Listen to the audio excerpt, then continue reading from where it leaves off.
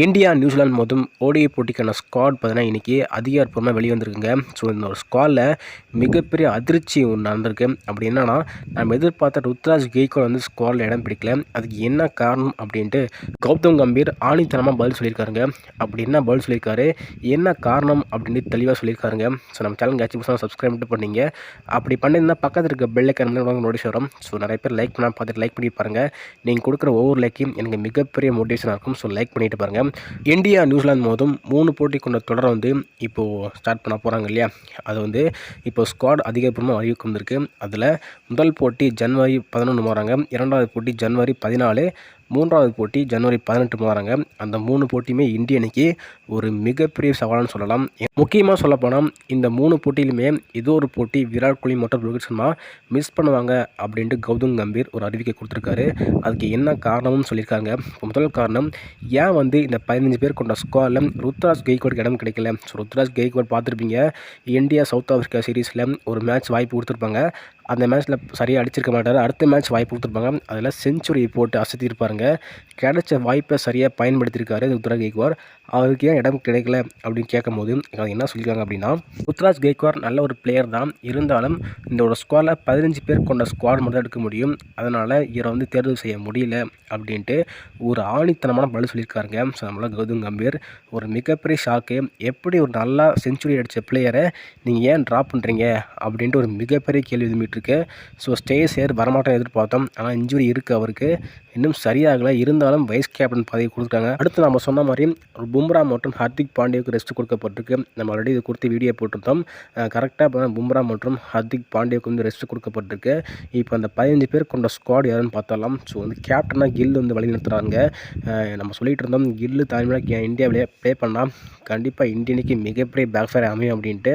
ஆனால் மீண்டும் கில்லு தான் கேப்டன்ஷிப் பண்ணுறாருங்க. ரோஹித் சர்மா, விராட் கோலி, கேஎல் ராகுல் வந்து விக்கெட் கீப்பராக இருக்கார். அடுத்து ஸ்டேஸ் ஏர் வந்து இருக்காருங்க, வைஸ் கேப்டனாக போட்டுருங்க. வாஷிங்டன் சுந்தர், ரவீந்திர ஜடேஜா, முகமது சிராஜ் இருக்காருங்க. ஹர்ஷித் ராணா, குல்தீப் யாதவ், அடுத்து ரிஷப் பண்ட் வந்து பேக்கப் விக்கெட் கீப்பராக இருக்கார். நிதிஷ்குமார் ரெட்டி, அக்ஷதீப் சிங், எஸ்எஸ்சி ஜெய்ஸ்வால் இருக்கார். ஓப்பனிங்கில் பொறுத்தவரையும் பேக்கப் பிளேயராக இருக்கார். ஸோ இதில் மிகப்பெரிய ஒரு கேள்வி என்னென்னா, ருத்ராஜ் கெய்க்வாட் எங்கடா அப்படின்ட்டு நான் ஃபஸ்ட்டே பார்த்தோம். எல்லாருமே அதான் பார்த்துருப்பீங்க, எங்கடா ருத்து எங்கடா காணும் அப்படின்ட்டு. ஸோ நல்லாவே அரசியல் பண்ணுறாங்க இந்த இடத்துல, கண்டிப்பாக நான் சொல்லி ஆகணுங்க. ஸோ மிகப்பெரிய அரசியல் பண்ணுறாங்க. ஸோ வந்து கேப்டன்சி அப்படிங்கிறது ஸோ ஓடி கிரிக்கெட்டில் ஒரு மிகப்பெரிய ஒரு டாஸ்க்கு. அது வந்து ஒருத்தன் ஃபார்ம்லேயே கிடையாது, அவனை தூக்கிட்டு போயிட்டு ஸோ வந்து கேப்டன்சி கொடுத்தா எப்படிங்க கேப்டன்சி நல்லா பண்ணுவான் நீங்களே யோசிங்க. கேஎல் ராகுல் தரமாக கேப்டன்சி பண்ணிட்டு வந்திருக்காரு, நல்ல ஒரு சீனியர் பிளேயரு.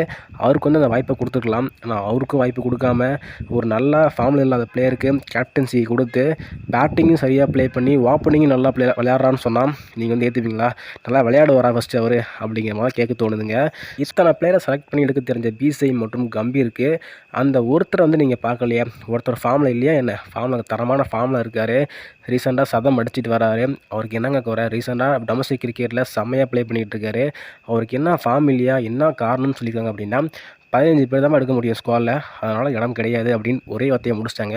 ஆணித்தனமான பதில் சொல்லியிருக்காங்கன்னு சொல்லலாம். ஸோ வந்து கௌதம் கம்பீர் இது வந்து ஏற்றுக்கவே முடியாத ஒரு பதில் தான். குறிப்பாக சொல்லப்போனால் ஒரு முக்கியமான ஸ்டேட்மெண்ட்டை கொடுத்துருக்காரு. ஸோ விராட் கோலி மற்றும் ரோஹித் சர்மா ஒரு மேட்ச் வந்து மிஸ் பண்ணுவாங்க, ஒரு மேட்ச் இல்லைனா 2 மேட்ச் வந்து விளையாட மாட்டாங்க அப்படின்னு சொல்லியிருக்காரு. அதுக்கு என்ன முக்கிய காரணம் அப்படின்னா, ஸோ வந்து யங்ஸ்டர்ஸ் நாங்கள் வந்து வாய்ப்பு கொடுக்க போகிறோம். ஸோ ஜெய்ஸ்வால் வந்து இருக்கார், அவருக்கு ஓப்பனிங் இறக்கி விடுவோம் அப்படின்ட்டு இதுக்கு ஒரு பதில் வச்சுருக்காரு. டாப் 5 பொறுத்தவரை லெஃப்ட் ஹேண்டரே கிடையாது, அதனால் ஒரு மேட்ச் வந்து நாங்கள் ட்ரை பண்ணி பார்ப்போம், ரோஹித் சர்மாவுக்கு வாய்ப்பு கிடைக்காது ஒரு மேட்ச்சு அப்படிங்கிற மாதிரி சொல்லியிருக்காருங்க.